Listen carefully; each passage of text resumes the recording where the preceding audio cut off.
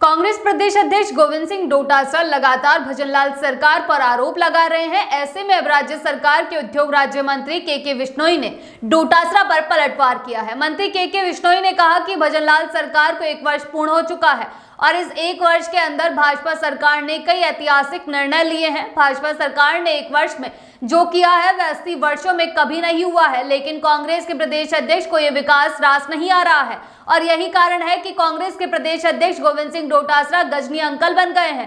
13 महीने पहले हुए वोट पर चोट का इतिहास डोटासरा भूल गए हैं। शॉर्ट टर्म मेमोरी लॉस के कारण ही डोटासरा अनर्गल बयान दे रहे हैं। के बिश्नोई ने कहा कि मुख्यमंत्री भजनलाल शर्मा ने ही राइजिंग राजस्थान जैसे ऐतिहासिक कार्यक्रम को साकार रूप दिया और देश विदेश से निवेशकों को राजस्थान में निवेश करने के लिए बुलाया था।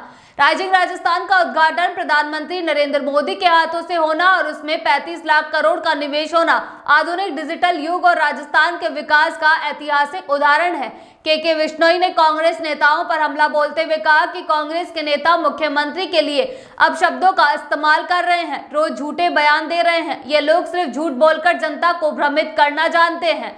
के बिश्नोई ने कहा कि डोटासरा गजनी अंकल बन गए हैं। उन्हें शॉर्ट टर्म मेमोरी लॉस के कारण 13 महीने पहले हुए वोट पर चोट का इतिहास याद नहीं है, लेकिन राजस्थान की जनता समझदार है और इसी का परिणाम है कि उपचुनाव में राजस्थान की जनता ने 7 में से 1 नंबर दिया और उनके झूठे वादों और खोखली घोषणाओं को फेल साबित कर दिया। उन्होंने कहा कि बीजेपी की सरकार में नौकरियों की लगातार बौछार हो रही है। अब बिना पेपर लीक हुए 110 से भी ज्यादा परीक्षाएं बिना व्यवधान के आयोजित हो चुकी हैं। युवा वर्ग अब समझ चुका है कि भजनलाल सरकार में पेपर लीक करने वालों का दाल नहीं गलने वाली है और भजनलाल सरकार युवाओं के भविष्य को लेकर कटिबद्ध है और इसी की वजह से पेपर लीक सरगनाओं को भी नहीं बख्शा जाएगा। के बिश्नोई ने कहा कि कुछ नेता लगातार मुख्यमंत्री भजनलाल शर्मा पर अनर्गल टिप्पणी कर रहे हैं, जैसे एक होड़ मची हुई है।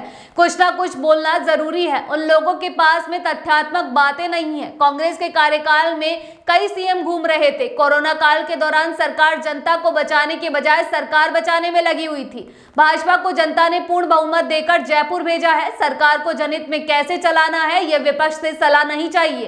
पहली बार 4,90,000 करोड़ का बजट दिया। ये सिर्फ घोषणा नहीं की है बल्कि उसे जमीन पर कैसे उतारना है इसके लिए भी मॉनिटरिंग की जा रही है। अगली बार आपसे फिर मुलाकात होगी, तब तक के लिए इजाजत, नमस्कार।